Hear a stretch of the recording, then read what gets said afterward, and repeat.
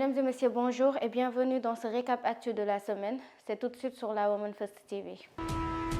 Les féministes du Sénégal comptent organiser un Sit-in Freedom Day avec comme dress code nu le 31 décembre prochain et sont en colère contre la culture du viol et veulent l'application du protocole de Maputo qui par ailleurs garantit pour les femmes le droit de l'éducation et à la formation au bien-être économique, social, le droit à la santé y compris la santé sexuelle et reproductive, le droit à la sécurité alimentaire, le droit à un habitat adéquat et le droit à l'emploi entre autres.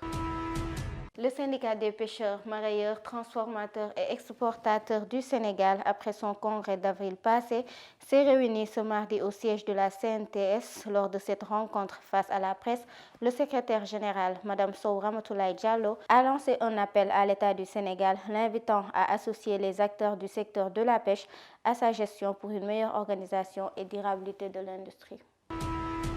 La Chambre d'accusation a confirmé le rejet de la demande de mise en liberté provisoire de Ndella Madior Diouf, décision initialement prise par le juge du premier cabinet d'instruction. C'est ce matin que son avocat maître Aboubakry Baro a plaidé devant la Cour d'appel de Dakar pour contester cette décision. Cependant, l'avocat général s'est opposé fermement à cette requête.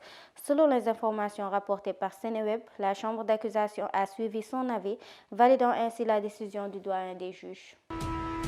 La Cour d'appel de Dakar a examiné un dossier mardi dernier pour fraude immobilière impliquant la mise en hypothèque frauduleuse d'un immeuble appartenant à Anta Babacar Ngom. Ce bâtiment R+5 situé aux Almadies et évalué à 8 milliards de francs CFA aurait été hypothéqué à partir de faux documents pour obtenir un prêt de 85 millions de francs CFA auprès de la banque Orabank. Selon les informations rapportées par les Échos, les accusés principaux auraient utilisé une fausse préoccupation et des états financiers falsifiés pour mener leurs opérations. Devant la cour d'appel, les accusés ont nié les faits, mais le parquet a requis la confirmation des peines initiales. Le verdict final sera rendu le 21 janvier 2025. Santé à Saint-Louis au lycée Ahmed Fall, une sensibilisation cruciale a été tenue pour les jeunes filles sur le danger des cancers du sein et du col de l'utérus, une initiative de l'association Serigne Amadou Diop Éducation Santé, ayant tout pour objectif de promouvoir la vaccination et le dépistage essentiel pour prévenir ces fléaux. Sport, l'édition 2024 des CAF Awards a été marquée par un moment historique. Barbara Branda est devenue la première Zambienne à décrocher le prestigieux trophée de la meilleure footballeuse de l'année.